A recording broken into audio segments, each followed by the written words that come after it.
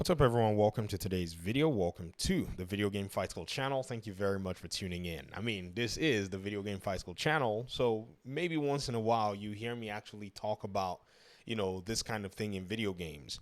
I'm a big fighting game aficionado. I consider myself someone who has an affinity to the FGC, which is the fighting games community. And this is a very special community for me because in my younger days, I used to love playing fighting games. And, for many, many years, I never even dialed into that. And so, coming, of age a little bit these days, I picked up, for myself, Mortal Kombat 11. That was my re entry into fighting games. And then finally, I was able to get into Street Fighter 6. And it's nice for me to get in at launch because it's like school. If you miss the first few days of school, you almost feel like you're lost.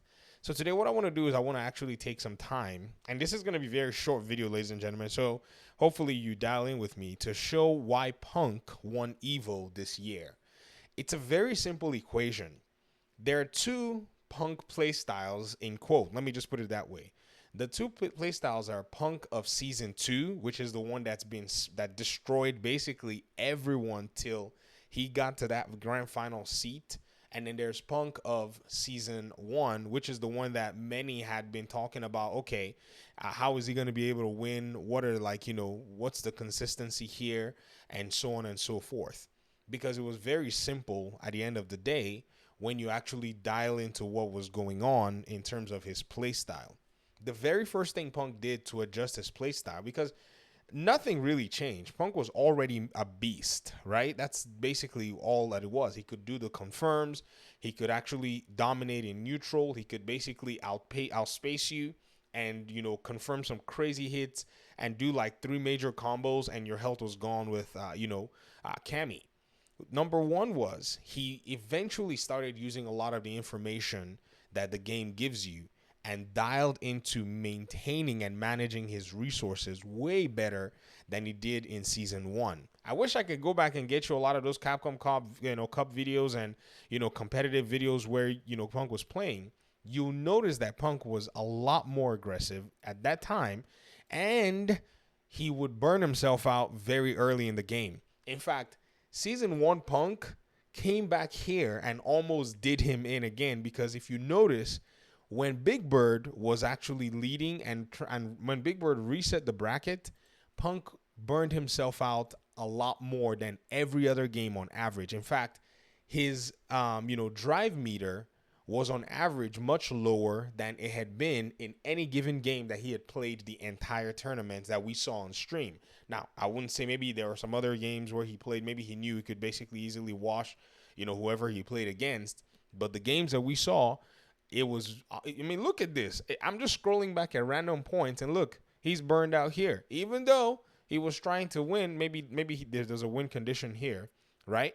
But you could tell, he was literally cleaning out his burn meter very, very fast. Every single time you see it, he was way aggressive. So this was Season 1 Punk coming into the whole equation to play, but Big Bird did not give him any of that chance at the end of the day. So those conditions not giving him what he needed, and then Big Bird also outplayed him. Don't get me wrong. In many instances, with some crazy reactions when it came to him trying to do his level 1s or level 2s, and Big Bird was just responding. So that level 1 Punk that did not use I said level 1 Punk. That Season 1 Punk that was not necessarily paying attention to his resources. That particular Punk, it was here, and that Punk, and in quote, did win, some games, but that Punk got reset. That Punk straight up got reset in the bracket. Now here is where things took a turn. Once the reset had come into place, Season 2 Punk showed up. When Season 2 Punk showed up, you look at the meter management here, then it was basically it for Big Bird. Now, see, if you notice, he almost burned himself out, but he did not. He decided to take the conservative route, even though he could have basically tried to go for a confirm and then finished up the whole thing. He decided, no, I'm going to use a different strategy. Notice here, bam, bam, watch his meter, bam, and then this, and then he wanted to do 2 throws. He kept himself out of burnout, and then he basically took that particular game. Did not burn himself out, did not put himself in a position where he could be burned out. Next game. Look at his burn meter is already kind of low here. His drive meter is already low. I said burn meter.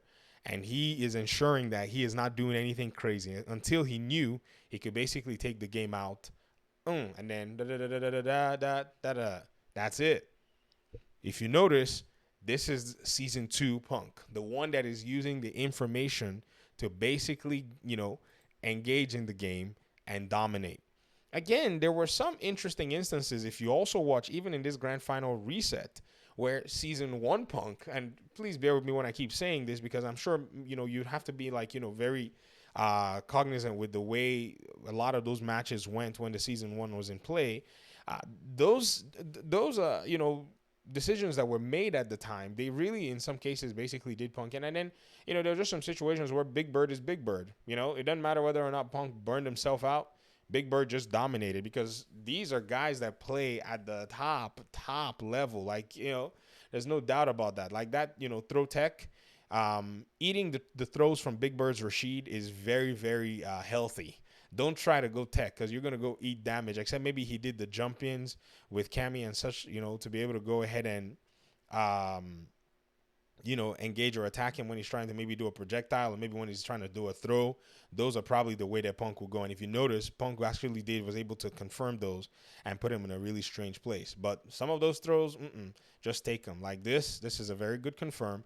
Notice Punk has now basically, put him in burnout, but Punk is not burning himself out. See that? Punk's not burning himself out. Now he wants to come in and see he's burned himself out. Now we got trouble. Look at this. Big Bird is almost definitely going to win. See, I using the summon, and boom, Punk is in trouble because he doesn't have any, resources. And there was a cross up, but if he did have his burn meter, he would have been probably been in a position to be able to maybe, parry those hits coming in. And then this next match, I think Big Bird was up 2-1. Was he not up 2-1 at one point? Watch the burn meter again. Just keep watching the burn meter. That's all you got to say. The burn meter basically, is the information that Punk basically used in all of his games. I noticed this at it was CEO that when Punk won CEO, I watched his games and I was like, he is managing his resources very well. I said, I'm not going to say anything. I didn't want to give away his strat. Because, again, if you give away that strat, people may be able to go use characters that, put him in a position where they can actually burn him out or, force him to play a game where you can burn him out. So notice he's not doing anything crazy. He's just waiting for his confirm, waiting for his turn.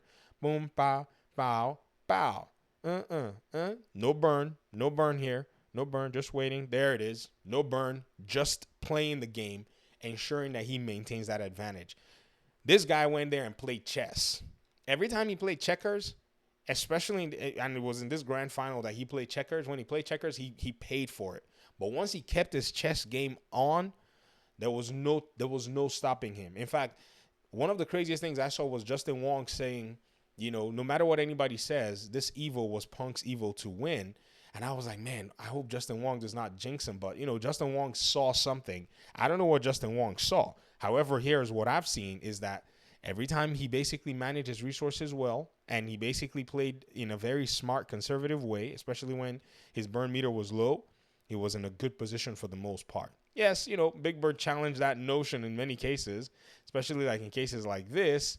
But at the end of the day, if he still had the burn meter, it was fine. He could still, basically think and, execute on a few things. And in some cases there are errors, and this, there's some room for error. This is not, he's not playing a dummy. Basically, Big Bird is, in my opinion, better than a level 8 CPU in that regard. And so let's go ahead and look at the last few matches, the last few minutes of this, because you're going to see that season 2 Punk coming really mission critical. And I think this is what's going to help everybody kind of see what's going on. So Punk is up 2-1 here, right? And he's now playing very conservative. In fact, keeps himself in that green. No unnecessary pressure. See that? He's going in with what he knows is safe and wise. He's eating his throws. He holds the Desert Storm. He doesn't care. He's like, yeah, throw me all you want. I think he ate a lot of damage here. I think for the most part. Nope. See? There it is. So basically, the moment that input error took place, that's when he went in. So see, notice, and he's burned himself out again. See?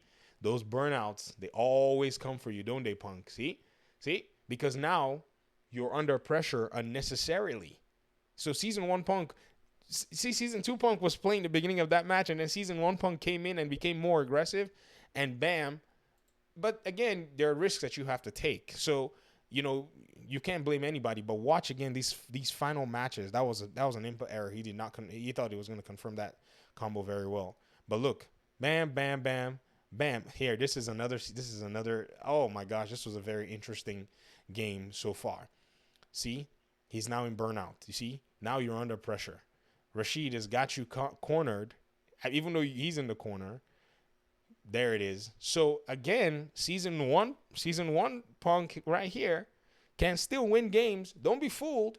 But again, this is season 1 Punk versus Big Bird, a very solid Street Fighter player. So if we actually analyze that match, right? This match was one of those scrambles. And again, look at the information that he had on the screen here at this point where, things are kind of, crazy. When he won that game here, Big Bird was already on really low health, and Big Bird didn't have any. Look at this. Big Bird didn't have any resources as well.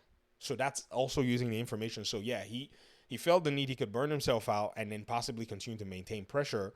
And if he could get a few hits, he knew he could confirm that possibly, and then do some combo, and then still Big Bird no resources, and then he could go in. Now let's look at the final two matches, where this is where Big Bird basically, I think Big Bird perfected him here. Like, it was insane. I thought, man, I had my heart in my mouth. I was like, man, I really wanted Punk to win, by the way. I don't know if anybody knows. I don't know if you care. But, he was one of those players where he had pretty much brought a lot of things to the game, and I think a lot of people were rooting for him to win. And then another really cool thing, too, was he tapped into his inner... his inner Karen. Because the confirms were insane. Notice, he did not put in any pressure. He backed away. Season 2 Punk. My drive meter is low. Let me come in and build drive meter. Look at that. This is me just analyzing from my own perspective. I don't know what was in his brain, but I think this is it because I saw this happen a lot. So eat that throw. Don't worry. Take the Desert Storm. It's not a problem. He ate the throw. He tried to do see, now he's out of the place. And then you would think he was going to lose.